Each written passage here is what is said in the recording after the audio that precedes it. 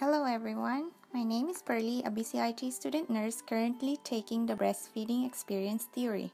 Today, we will be using the situated clinical decision-making framework within the context of breastfeeding to address a breastfeeding challenge. The breastfeeding challenge I will be discussing is breast engorgement in twins. The clinical decision-making framework has 5 components. The first one is knowledge, where I will discuss what breast engorgement is, pathophysiology and causes, as well as some factors related to the infant condition. The second one is cues, where I will discuss about signs and symptoms as well as diagnosis. In the judgment components, I will discuss how the challenge could affect mom and baby and the feeding relationship. I will also identify 3 priority problems related to the breastfeeding challenge.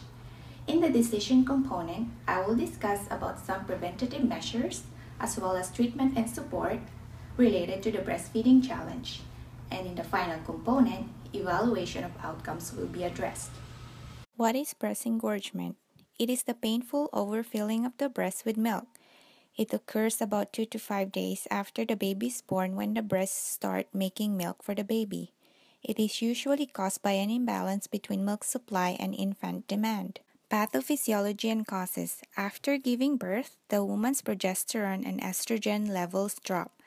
This causes prolactin to be released from the anterior pituitary gland, which is the hormone responsible for milk synthesis and secretion. When the milk comes in, the breast will most likely become larger, feel warm, heavy, and uncomfortable due to the milk swelling and extra blood flowing through the breast. The volume of milk in the breast can exceed the capacity of alveoli to store it. Overdistension may occur, as well as rupture of the milk-secreting cells. Engorgement can happen if the milk ducts are obstructed due to overdistension. For example, if a mom had breast augmentation and the implants take up so much room that there's not enough space left inside the breast for the increased blood, lymph, and milk. Capillaries can also become congested due to the increased blood flow, which may cause extra fluid to leak in the surrounding tissue, and that eventually causes swelling. These factors may decrease cellular activity, causing the milk to not be secreted. Moreover, the pressure exerted on the milk ducts can decrease milk production, especially if milk is not removed from the breast. Engorgement can vary from mild, moderate to severe. It can happen when the milk first comes in during the first few days after birth, when a mother normally has a regular breastfeeding routine but cannot nurse or pump or hand express as much as usual. Waiting too long to begin breastfeeding. Not feeding frequently. Small feedings that do not empty the breast well. Babies who are fed formula are less likely to breastfeed well. If breastfeeding is stopped suddenly, when the baby's breastfeeding drops, either when the baby is starting or increasing solid foods, or when the baby is ill with a poor appetite. If milk ducts are obstructed, maybe due to ill-fitting bra or smaller breasts, which could mean that there isn't enough space for the increased blood, lymph, and milk. Having twins equals greater demand, and it increases the likelihood of having engorged breast. What could breastfeeding with twins mean? A common concern a breastfeeding mom with twins is if she'll be able to produce enough milk to nourish more than one baby. The answer is yes. The same law of breastfeeding supply and demand applies to nursing mothers of twins.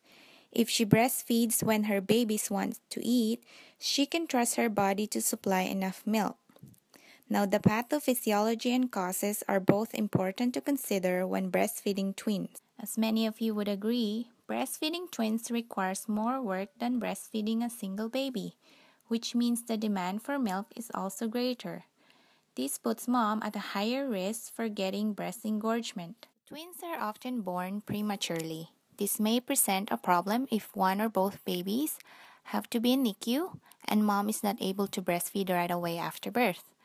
Breast engorgement can result due to similar reasons previously mentioned, such as infrequent feedings, insufficient stimulation of the breast, and milk not being moved out of the breast.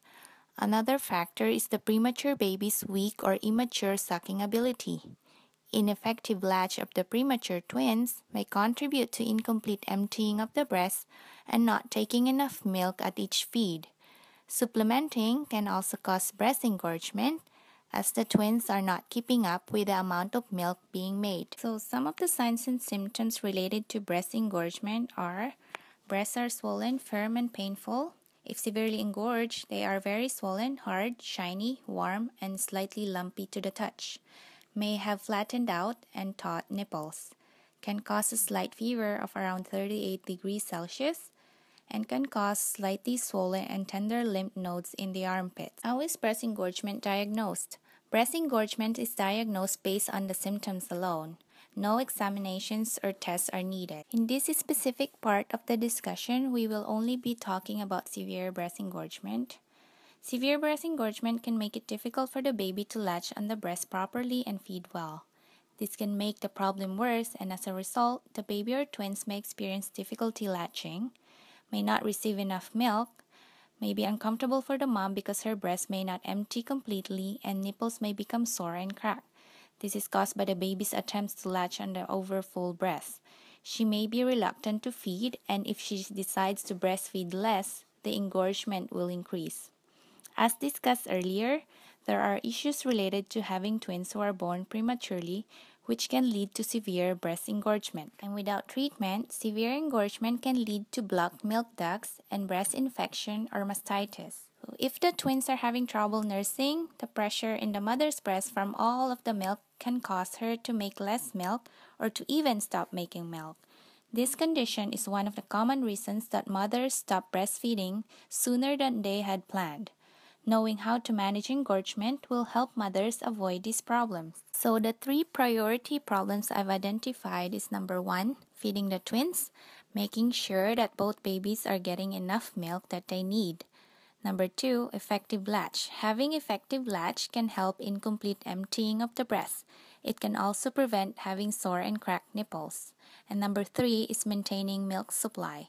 As mentioned previously, one of the common reasons why breastfeeding is stopped early is related to concerns of making adequate milk for the twins. It's important to give support and encouragement to help mom maintain her milk supply. How to prevent breast engorgement? It's very important to start breastfeeding as soon as possible after your baby is born and continue to breastfeed often. Breastfeed the baby or twins whenever they show signs of hunger. If breasts are hard and overfilled, let out or express some milk, enough to soften the nipples, before putting the baby to the breast. Make sure that the baby is latching on and feeding well. And empty breast with each feeding. This will help milk move freely, and milk supply will stay at the level your twins need. You need to breastfeed, but breast engorgement is preventing you from doing so. You can take a non-steroidal anti-inflammatory drug or NSAIDs, such as ibuprofen, Advil, or Motrin. You can try using cold compresses, applying a frozen wet towel, cold gel, or ice packs. Make sure that you don't apply cold to your bare skin as to prevent tissue damage. You can use frozen cabbage leaves and put them on your breast to draw out excess fluid. But make sure that you don't leave them longer than 15 to 20 minutes, as it can dry out the breast and decrease milk production. And also avoid constricting bras that press on your breast. A tight bra can reduce milk flow through the ducts, which eventually causes blocked duct. To soften breast before feeding and avoid nipple damage, use gentle breast massage to promote milk flow. You can breastfeed your baby more often, or pump or hand express your breast if the baby won't breastfeed. If your breasts are freely leaking, you can use a warm compress for a couple of minutes before breastfeeding.